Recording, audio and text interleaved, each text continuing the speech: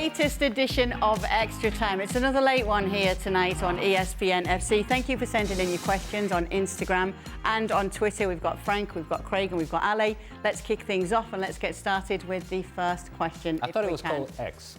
X, oh yeah, it is called X. Oh, I'm just asking the question. I'm not sticking to the rules. I'm going to call it Twitter, all right? All right, you do what you All right, want, let's see if I've actually got the questions. Oh, here we go. How bad was Real Madrid today? Atleti weren't even defensive today. They just dominated Real Madrid. Real were just so poor. Just another tweeter, see? Yep. Frank, how bad were Real Madrid today? They were bad enough to say that we didn't like them, the way they played, and maybe didn't deserve to go through. But we saw that so many times throughout the season that, you know, we're not surprised.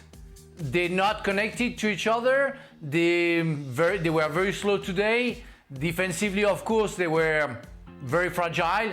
So that's the Real Madrid that we have seen a lot this season. But they are through. So you have to give them the credit for that, because they went through beating a very good Atleti team.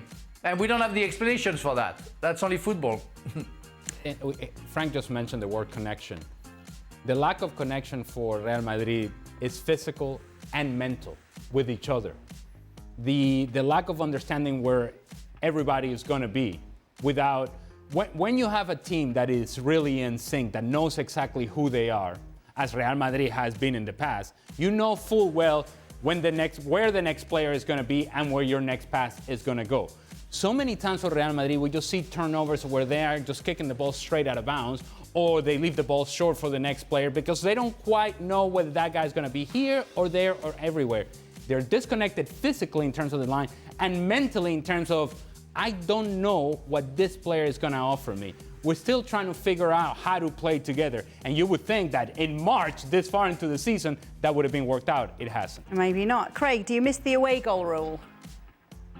I don't even give it a second thought.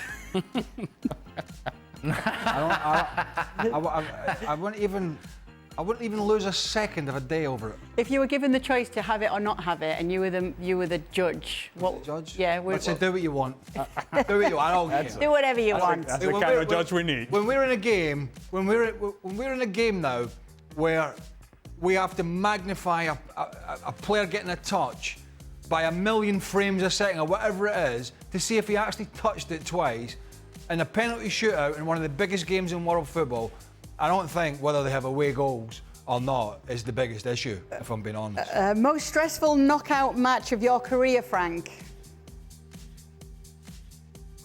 Wow. Oh, wow. Well, I wasn't playing, I was on the bench, but I really think that the final of the European Championship, when we played against Italy, we were losing 1-0 and we were going to lose. And Sylvain Wiltord scored the goal, and we went to extra time, and then Trezeguet scored the winning goal, and it was the golden goal at the time, so the game stopped. That was very stressful, because I remember saying to, I think it was Emmanuel Petit, he was next to me on the bench, and I said, well, I think we will have a very bad evening because we don't deserve to win. And like 2 minutes after, Wiltord scored, and that was another story. Can I correct Frank? I'm going to correct Frank on his own career. Okay. I'm thinking the '98 World Cup against Paraguay, in which France heavy favorites, and they needed a golden goal by Laurent Blanc.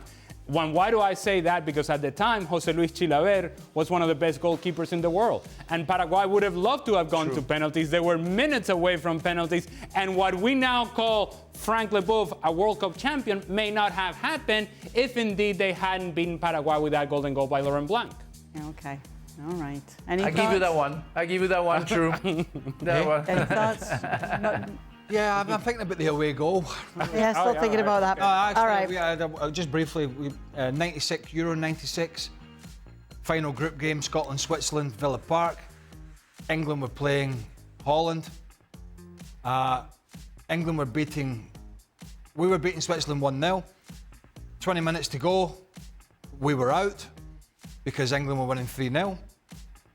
And then we were in because England scored a fourth. So it was like, get up, get back, defend, and then we were out again because Patrick Kluivert scored the consolation through David Seaman's legs. So we're getting shouted to get back up the field. So it was like, seriously, it was a mad last 20 minutes where we were going for the second goal to get us into the knockout stages. And then when England scored, we had to sit back. And then when Kluivert scored, we had to go forward again. And that was just a manic situation. And ultimately, we got knocked out on that goal. But I remember that, like, it was crazy. Absolutely crazy. It was a crazy one. Craig, will Asensio come back to haunt Luis Enrique? I don't think so. I think Villa are tidy but a little limited at this level, hence their sort of league struggles this season. And over the two games, the way that this PSG side move the ball and the way that they press it and then the threat that they have, I don't think so. Now, Ali, obviously this question was sent in before the game had finished between Real Madrid and Atleti, but is it an advantage for Atleti in La Liga's title race, the result tonight?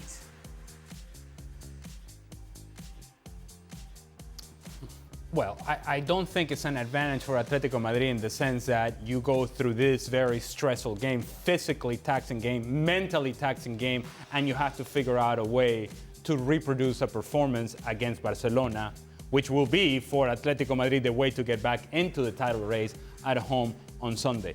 You have to win that match if you're Atletico Madrid. And so I don't know that physically you're going to be ready to go, mentally whether you're able to turn the page as quickly as you need to. Barcelona basically had a glorified training session yesterday against Benfica. They'll be fresh and ready to go.